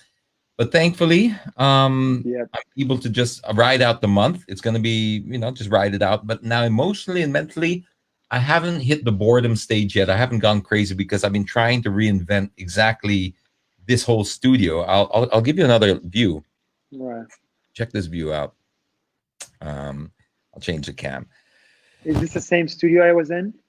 It's this. Oh no, I turned that camera off, so I can't reach it now. So I'll go back to this guy. It's the same Uh, studio, but I've turned it. Remember last time I had this one wire? Oh, it was awful, right? You were on Facebook Live. It was just you, and now I've turned it into this big studio where I can actually do these live podcasts like this, so I can connect with you, with Leia, and all that. So I'm uh, reinventing myself. So I don't that's have cool. time to That's get cool. bored. I don't have the devil's playground up there because I'm trying to work out a new format on what's going to take me into the next phase because I really do think that this is going to change dramatically. Television, I think, will be very severely affected by this because if you go a month where you just divert almost everybody to the internet, because our TV stations are really on skeletal staff already, so it's just absolute news programming, etc. But now we're going to the internet for everything, for Netflix, for YouTube creators. It's going to build this thing where you see these people like Jimmy Fallon. We are talking about this with Leia about all these late night hosts, Stephen Colbert, Trevor Noah. They're all doing it from their bedrooms, like me. This is probably going to be the new norm, Mm-hmm. and then we're going to get better at this, and then something's going to come of this. So I'm not getting bored yet. I'd like to give you a sob story, but I don't. There's nobody's going to listen, and people have bigger problems than I do right now. I'm more worried about them. I'm more worried Right. about the economic shutdown, how this is going to affect a lot of people. The people who can't readjust quick, because it's nice to be able to sit here in a nice comfortable chair and talk about reinventing yourself when you have one, a couple of fallback careers that I can go on, versus people who really have nothing. We were talking about, let's say, in Lea's work, the live work. Yes, she can go onto the internet and make 2 million, or not make, but raise $2 million. But what about the roadies? What about the guys that the techs Yeah. and all those people? They can't. There's no online equivalent for that. Carrying the speakers and plugging the wires in and driving the truck to the none. So that's about, in the Philippines, about 8,000 people they've identified that are going to be severely hit by that. Those people I worry a lot about. Wow. That's what's keeping me up at night. I don't sleep well anymore. My pattern Wow. is That's completely crazy. off. But I'm still hopeful. I mean, I'm not, Wow. Oh, I worry, but I'm overall hopeful because I know that this is just another part of our timeline as humans. We've gone through worse. Maybe not in our generations, but the world has gone through worse. We've gone through war, hmm. plagues, all sorts of things. This Yeah, is we've gone through. I don't know if we're gonna. Yes, I feel you. I agree. I don't know exactly. I wanted to give you a bit more light. Um, I don't know. I don't know, man. Even though I studied economics in college, this thing just doesn't follow any other model. Like the levels of unemployment, the levels of economic collapse, the levels of stimulus, all these are like unprecedented. So who knows what's happening. But what I do know, I think, I really think this is time for Asia. Like this, like you can see that Asia has a much better handle at this than the West. China literally made it zero new cases.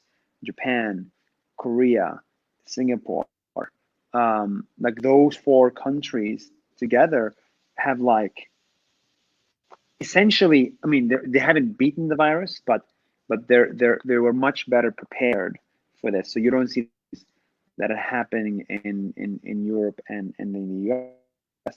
And I think people will remember that. I think people will remember. They say, America is the strongest and biggest and best country in the world, but then how come the virus was able to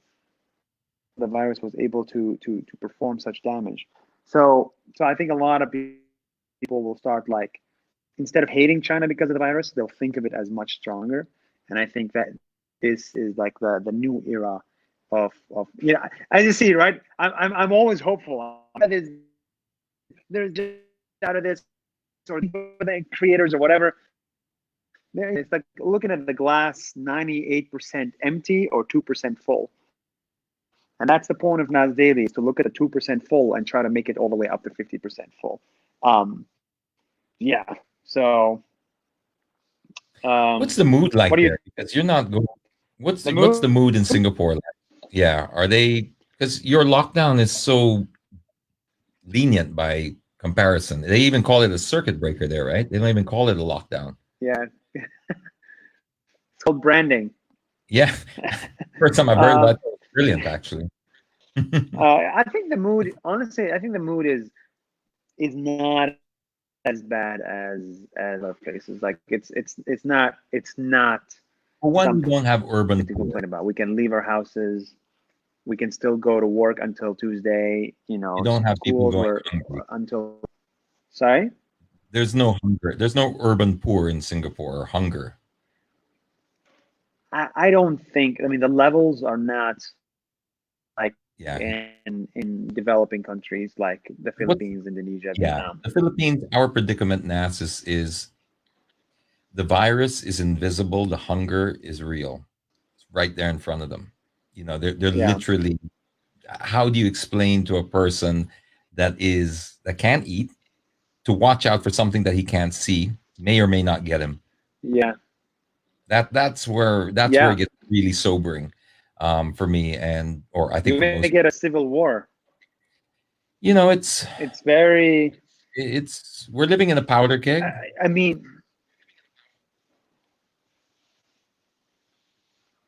hello. Yeah, I'm still here.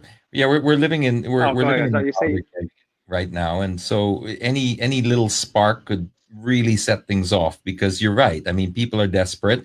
You also have destabilizers as well, trying to take advantage of the opportunity, or it leaves the door open for that. I'm not saying that that's happening. I'm just saying it leaves the door open for that. People see that as an opportunity. Ooh, government's weak. Let's come in, create problems here and there. There are a lot of, it brings out the best and worst in people. So, but genuinely, I think my biggest fear right now is really for the people who just don't have enough to eat and they don't know how to get it because they're Yeah. day to day. Yeah, no, I agree with you. I think for every person the virus kills, like there's like probably 10 or 100 people that will die from just hunger or from not having enough money or from health related issues. Like the real death mortality rate of the virus is much bigger than just the virus itself. As someone said, I don't know if this is true. I don't know if this is fake, but someone said for every 1% unemployment in the United States, there is 40,000 deaths extra. So if you have Wow. 10% unemployment, you have Wow. 400,000 deaths. And it's not some because of hunger, Wow. some because of homelessness, some because of drugs, some because of health issues, healthcare, some because of suicide, right? So not having enough money kills you in more ways than just hunger. And so that is the true cost of. Well, you're not a religious guy, right? Anymore. You're not really particularly Who religious, sorry? right? You're not particularly religious, right? I'm not religious, no. Not really. Do you think there's a higher message here, though? Like whether it's religious or science or nature, do you think that there's a purpose for all of this? Do you think the world's trying to teach us something, tell us something? Um, yeah, it is. By the way, James, you're breaking up a little bit. So if I ignore a question or something, it means I didn't hear it. Do I think the world's trying to tell us something? Yes, and it's not from God, and it's not from Muslims, and it's not from Christians. It's very fucking obvious. Don't use animals. That's it. Don't eat them. It's really as simple as that. It doesn't fucking get any simpler.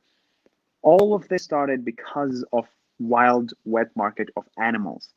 The swine flu is from pigs.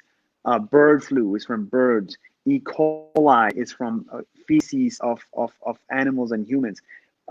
It's just don't eat living things. Pigs are also a source of disease. Like every time we have outbreaks, it's literally always because of animals. So like some guy ate a bat in China and now the whole world is going to die. I think about it. It's ridiculous. So that's the only message I think that we should learn. That's the main message. It's not like we should repent or we should become more religious. Like, no, that's not the message. The message is be more careful with what we put in our bodies, and most of the viruses come from animals. Let them fucking live away from us. I hate animals. I don't want them in my tummy or in my Hate- house.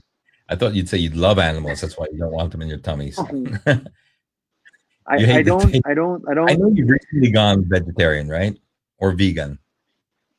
I Did did you go vegan, but I vegan? couldn't do it. I couldn't do it. So now I'm vegetarian. Yeah. Okay. Because there's that debate's now heating up a bit because of that, what you said. Do you think Hmm. perhaps it's not necessarily, I mean, some animals, provided the farming was more responsible and ethical, or do you support the entire replace your protein with something man-made already, something organic? I mean, I think I think as responsible or responsible farming. Like, I think the swine flu. I think outbreak that came from a developed country as well. So, and there's a lot of outbreaks that come from also farms, responsible farming in the United States. So I feel like I mean I'm a total ban kind of guy. So I I'm more like go all in or go all out. So um, I don't I don't like even if you say, oh, let's just eat chicken, for example, right? Because chicken is safer because we've been doing it for years. But we've had bird flu, we've had to kill members. They had diseases. I don't love animals. animal lover. I don't like animals, but I really don't like them in all. So that's the message that should be preached right now. The minute the panic leaves, is like, how do we fix this again? Well, what in the future? Probably no more farming, no more like farming. Um, yeah, that's if I was a dictator, I would just do that. But I know the Philippines is huge in meat eating, so Very. good luck getting that across. But you know, you choose, right? You want to eat a pig, or do you want to have a job? In the future, this will continue happening. I don't know how this would end. I don't know. Like I don't see it ending, even like using animals, right? It's like the next a pandemic is just 5, 10 years away, maybe two. So, and even if you have better healthcare, better education, better governance, whatever, better World Health Organization, it's still you cannot stop. It's really hard to stop. I think what you said about there will be another pandemic is what worries me more, because it's not like, oh, okay, well, we figured this out and then we go back to normal. No, the world will never be the same again, because we will always live with this threat now that we've gone through it, and the world cannot afford to go through another Mhm. shutdown. I think so. They will go through something even more drastic, in Yeah, the same way of terrorism. When you have a big act of terrorism, it changes the face of almost everything. Like we used the 9/11 as an example with Leia earlier, yeah. how it changed the face of air travel forever and traveling in general. But we recover. Yep. We still need to move. So it's not going to stop travel, just like it's not going to stop maybe social distancing and all that. I think it will have an impact, though. Um, I I guess we'll probably stop shaking hands soon. I think that will be a custom that will just probably vanish. I would think, right? Crazy. I mean, why would you You go think back so? after this We'll and go start back to shaking hands? Namaste. Yes, I would love the Yeah. namaste thing. The Indians figured it out. I'll tell you what, the Indians figured it out before anybody else. Namaste is the future. You think that came from something like this? Do you think there was an origin story for that, Do I think of it? or do you know of an origin Hmm. story for that? Because I've been asking a couple I of don't guests know, but already. Because it makes sense, right? I mean, I why would you? who- who did I talk to this about the other day? Shaking hands was really the origin from that is to show you're unarmed. So that's where it came yes, from. yes. So that's why now that we know that, we got metal scanners and we got, we can see you're unarmed, it doesn't hold the same value anymore. But from tradition, we kept using Mm, it. So maybe now we just do without it and just say, you know what, there's another way to acknowledge a person's presence in front of you, and that's namaste, or bow or whatever. right. And these are some of the little things that That will would be change. kind of cool. It will be. I think it will be. Yeah. Also, we have been, there is too much things that we've taken for granted also, and things that we can learn from, Yeah. that into the future. Yeah, It's a but pity. James, if someone comes and shakes their hand, and if someone comes and extends their hands on you, are you gonna turn it down in the future? I'll There's cough. no way. I'll just cough. What? And then if you want to get ahead in line, just cough. It solves everything now. Somebody gets too close to you.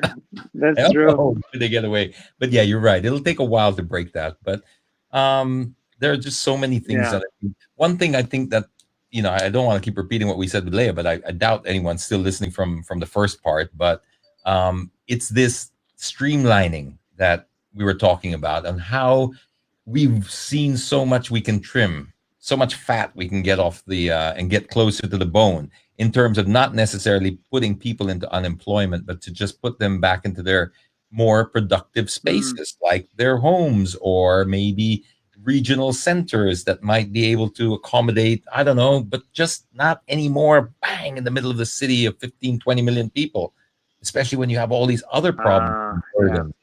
So it's going to force that. It's going to Yeah. force Yeah. all these meetings. I used to hate, my pet hate was meetings that could have been done through an email or SMS, but they wanted to meet. In Singapore, that's different to the Philippines, when you have 2 hours to get to that meeting. And then you realize we could have just Yeah. had this That's over true. SMS or email, or now this, Yeah. do this. So those are the things that I'm hopeful Yeah. for. You've got a point. You've What got a about point. your business though, I mean, like you said that you're worried because of course you've lost a lot of clients, but when they bounce back, do you see that the need for advertising will increase because of the what you said about Buffett, where be greedy when people are fearful, etc. When we come down from this lockdown, obviously companies are going to be looking at it going, they're going to be cautious, I guess, in the beginning with spending because they've just been hit with payrolls and all these losses, right? But then they'll be cautious. But if your competitor advertises, you'd be like, wait, hang on a second. I got to advertise, and boom, boom, boom. And then I just think that's inevitable. Do you Yeah. agree with that? Or am I being too Yeah, optimistic? I agree. I think it's a mutually assured advertising. Instead of mutually assured destruction, there's mutually assured advertising. You see your competitor advertising, you want to do it as well. I mean, actually, I'm seeing an influx of like some Chinese clients who are like, we want to push a message out fast. Like one of our clients is a hospital. They want to push out a message fast right now. In those days, you must do things very fast, and so that's going to help us a little bit because we specialize in making videos fast. So so the idea is like how I think when this bounces back, everyone's going to be like, I need to tell my customers that I'm back in business. I must advertise to tell them we're back, bigger than ever, right? Better than ever. So that's where we come in because we can create that video for you within a day or within a week. But the traditional agencies are a little bit too slow. And once you're used to the idea of speed, you kind of don't want to go back. So I'm a little bit hopeful in that regard when the bounce back for them to remember us. And if they don't, it's okay. We'll continue creating content and we'll be fine. The way I structured the business is that if there's 10, 13 months where we have no revenue, like one full year without a revenue, it's okay. Like we can still continue to operate. How many months? And so that is very important here. How 12 many months? months.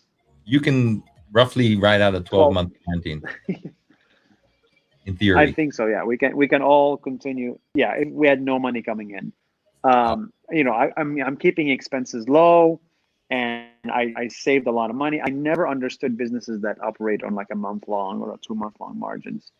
I never understood that, and I'm glad we're not doing that. Or else we'd have to be letting off some people. Well, I'm happy to hear you say that. It gives me a lot more hope, Nas, because we're kind of in the same space, even though you're many light years ahead of me. But it's still similar type of business model, and I believe that. So Hmm. I just think that we're going to bounce back, and I really, aside from the things that the sad part about loss of life, loss of income, and what we're going to go through to get there, I think this process will pay off. I really do think so. I think that we are ready to gear up for a bit more of a lot of our problems have come from this congestion. So we have really just put ourselves in this situation. And once again, at the risk of repeating myself, I really meant to talk to you about this, but it's as far as being tolerant with one another. I think when you put us back into smaller communities, you will see that tolerance come back. And this idea of trying to make everyone get Mm. along with one moral standard, one ethical standard, one rule of governance, one rule of one God. And no, no, no. We work better when we are apart so that we keep our cultures and civilizations intact. I think that's part of our identity. We need that feeling to belong. Right. We have to find a way where we can connect them all when it matters. Business, that we have to have universal languages where, okay, it doesn't matter if you're gay, straight, lesbian, Muslim, Catholic, whatever. When you converge in this space, which is the business space through the internet, whatever, that's where it's.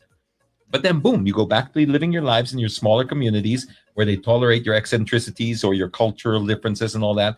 Because when you try to put people into one big melting pot, you're going to get that Tower of Babylon effect, the Tower of Babel, where trying to create this tower to Yeah. heaven, we can all communicate.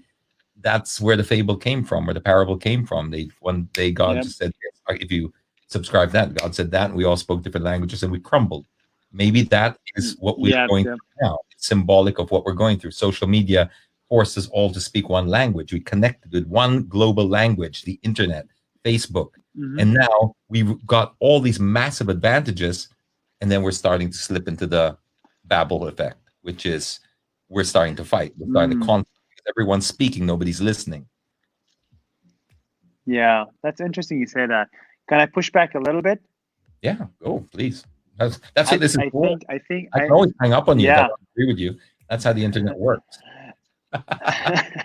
I think I think the algorithms of the internet, at least the algorithms of Facebook, are like they actually they actually are disintegrating us more than uniting us. And the reason I say that is like if I like a certain kind of thing that I agree with, then all the posts on my Facebook feed will become about that. And so automatically, if I'm liberal, all the Ah, posts yeah, will yeah, my newsfeed are about liberal stuff. yeah. Similarly, if I'm Filipino, all the posts in my newsfeed are about Filipino related topics. And so what social media is doing, it's not connecting us. A Filipino and an Irish person don't interact, rarely interact. You Mm, see that it comes in lumps. It's like silos. Okay, the internet operates like the algorithm only shows you things that you care about. So this, so it's making us a little bit even more extreme because now we're all on the internet. But it doesn't mean that we are seeing each other's opinions. In fact, I only see the opinions I agree with, and you probably do the same. Maybe with the exception of one or two pages or one or two friends, but there's not enough dissent on the internet because the algorithm doesn't like that. So in a way, we're actually speaking of the same thing because that's the way what you're describing now is exactly what the internet has gone, which has pushed us apart like this. But it started out with Mark Zuckerberg's dream of connecting people. Initially, that's what yeah, Facebook was until 2009 when they went public, right? And then we were right, talking. I think we may have talked about this in the last podcast, where when they went public, they now were answerable to shareholders. Shareholders have different interests to what Zuckerberg had. They want to make money. So how do you make money? You have to right, keep people on the platform for longer. How do we keep people on the platform for longer? So they started the games, the Zynga games. Remember the Farmvilles and all that. yeah, So it mhm, connected people. It got them staying there, and they were like, "Okay, this is great," but they found something better. That was anger. That was rage. That was being offended. So they found those were stronger ways to get people on the platform for longer, and that's where I saw the divide happen. Exactly what you're talking about. The yeah, algorithm start to get tailored yeah, to put us into silos and stuff. So that's still part of yeah, the Babel effect, where we now don't longer speak the same language because Facebook has divided us up and said, no, no, no, no, no. You can't all be talking at the same time anymore. This is ridiculous. First, yes, you have the yeah, capacity, but yes, we're going to show you feeds from the Philippines, feeds from the liberals, feed from. We're just going to base it on what we think you like, and we're going to curate that content. yeah, So it is the yeah, dark side of what we're seeing, and but it did start off with that happy fairy tale of we'll all speak the same language, we can all communicate. I can speak to my high school buddy that I never spoke to in high school, yeah. but now he's on the internet. I That's can true. speak to now. So it's there's certainly a lot of things that are going to come from this, but Yep, well, yep. I know. What a strange James, world we live in, man. what happened to us, What man? What happened? happened? We used to be in that fucking room. I could hear every word you said. You could hear every Yeah, I word as I know. was drinking the whiskey. Yeah. It was 2 hours, and Well, now I'm fucking stuck on this stupid phone. And what is well, it? tell you what, Streamyard.com. we're gonna pick this up as well because I've also got to wrap up. We've got curfews here, so I'll wrap it up. But we're also going to be able to maybe get you back on a stable connection, and we'll have a nice long chat, and we'll talk about things. I hope we can make this regular because we're going to be in quarantine, so we're going to have limited time to do what we were The doing. unlimited time. So hey, feel free to Yeah. chat, all. I'd love to carry on some more long format conversations, especially when you have your phone mounted, you got a strong connection, and then we can just talk forever Yes. about save the world. Let's do that. Let's do that. Nas Daily. I'll be quarantined starting next week. Okay, James, before you leave keep up now, the good work. can you just read Yes. out a couple of messages? A Sure. couple of messages for people. Where did it? Where was that? Did they say what? Oh well, people were saying, "Whoa, it's Nas." So a lot That's of people fine. are very. There we go. People just happy to see Whoa. you. They love it when you say, if you can just say hi to them. There you go. Oh, hi everybody. Hi, Lady Vale. J Pradu. Who else? I can only see one at a time. Yeah. 2 shows every day, says Butch. Are you showing the comments or are they coming automatically? No, I'm showing them one at a time here. But yeah. Oh, nice. So roll over, Nas. This is what life has come down to. Roll over. I rolled over for you. when before I let you go, when I was talking to Lea Salonga about the concerts and stuff and how people are going to reinvent themselves, and she was saying, there's this technology now where you can like be in your own room and you can perform live. And I was thinking, oh my God, you're talking about live cams. That's been around for a while. But of course, she's just a different level of thinking. I was like, I think boys have been looking at those live cams for a long time, and it wasn't music that they were looking at. So that platform's been available for a long time, but that's going to probably be utilized now for comedians. Yeah, that's a lot more. That's a lot more engaging than anything else. A lot more engaging, and they throw coins literally at you. So, anyway, Nas, I'm going to leave you there. Crazy. It's good to see that you're still keeping well. Good to connect. Yes, it's very good. I'm glad you're not bored. All right, man. We'll talk soon. Okay. Have a good one. Bye, Nas. Bye bye.